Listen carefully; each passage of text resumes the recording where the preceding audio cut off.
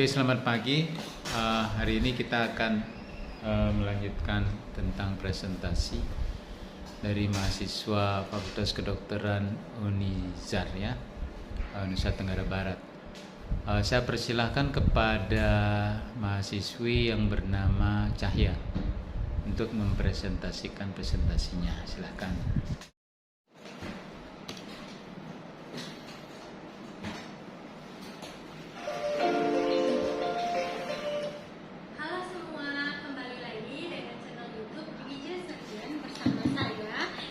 Fajria dengan dokter muda dari Fakultas Kedokteran Unizar yang saat ini sedang menjalani stase bedah di Rumah Sakit Umum Daerah Kota Mataram.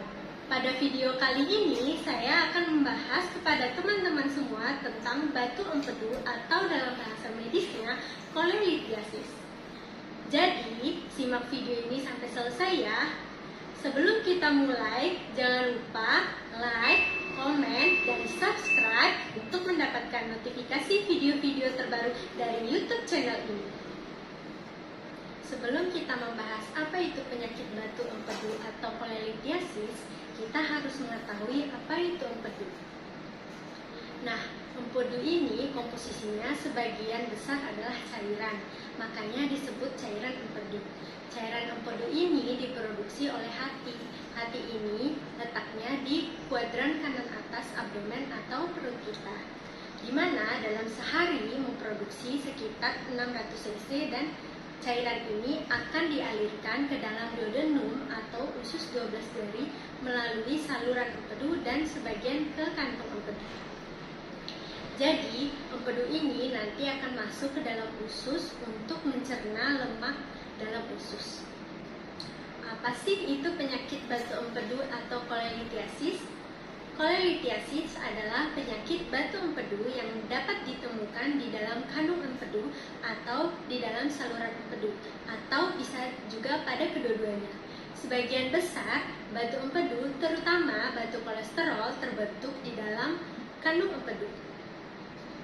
Adapun beberapa jenis batu empedu, yaitu ada 3. Yang pertama ada batu kolesterol, yang kedua ada batu pigmen atau batu bilirubin, yang ketiga ada batu campuran.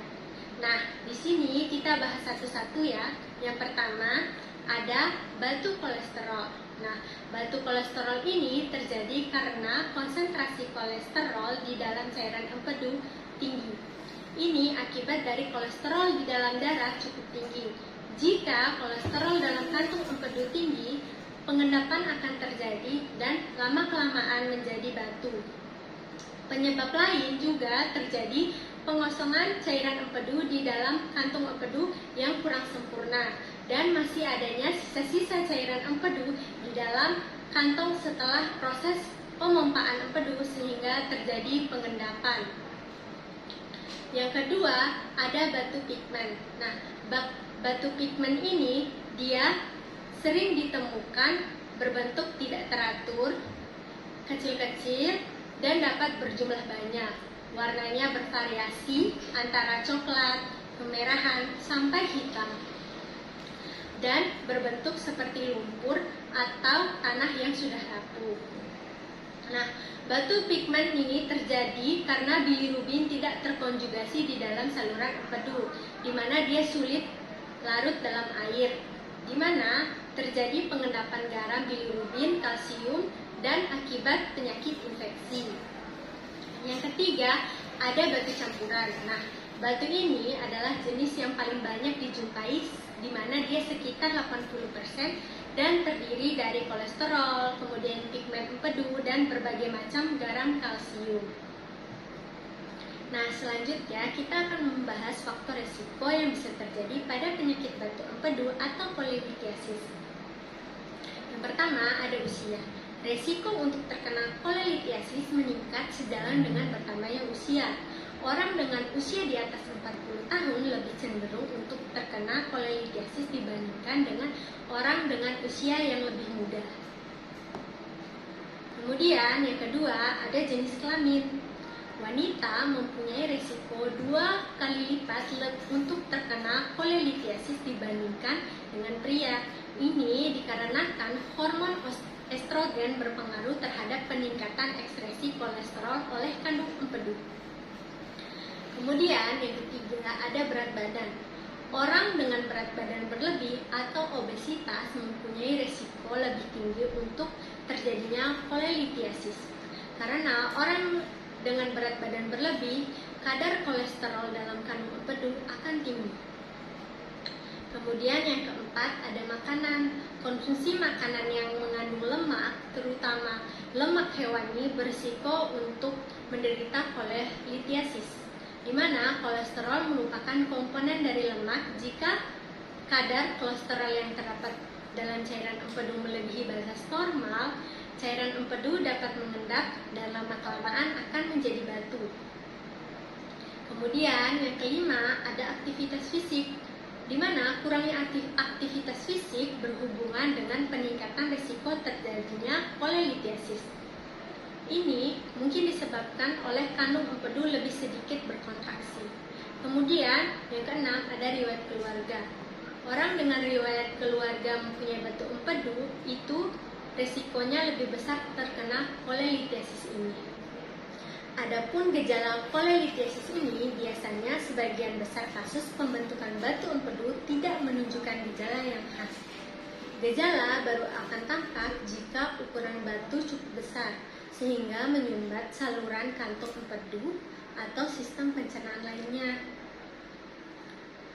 Gejala penyakit empedu sangat beragam, namun umumnya orang terserang penyakit ini akan mengalami gejala seperti nyeri mendadak dan terus-menerus pada perut kanan atasnya. Kemudian sakit perut bagian tengah di bawah tulang dada. Kemudian nyeri punggung di antara tulang bahu. Kemudian nyeri bahu kanan. Kemudian ada demam. Kemudian BAB dempul berwarna putih atau pucat. Kemudian mual dan muntah. Gejala nyeri akibat penyakit yang satu ini dapat berlangsung secara beberapa menit hingga berjam-jam. Biasanya muncul gejala ini jika mengonsumsi makanan tertentu dengan kadar lemak yang tinggi. Untuk menentukan seseorang mengalami batu pada empedu, diperlukan pemeriksaan penunjang, yaitu ada USG atau pemeriksaan ultrasonografi.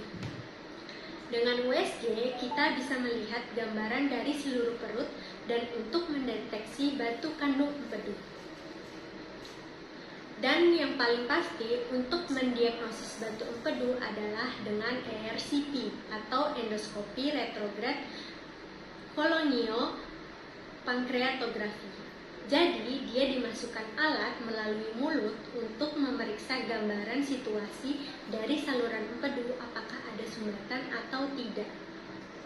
Nah, bagaimana sih penanganan lebih lanjut pada pasien kolelitiasis? Apabila batu sudah menyumbat pada saluran empedu dan keluhan semakin memberat, maka disarankan untuk melakukan pemeriksaan lebih lanjut, yaitu memeriksakan diri ke dokter spesialis bedah, khususnya dokter spesialis bedah konsultan digestif. Untuk penanganannya yaitu dilakukan pembedahan, di mana ada dua jenis, yaitu yang pertama ada kolesistektomi terbuka dan yang kedua ada kolesistektomi laparoskopi. Untuk lebih jelasnya, jangan lupa untuk klik video tersebut yang nantinya akan dijelaskan dengan detail apa sih beda dari kedua teknik pembedahan tersebut.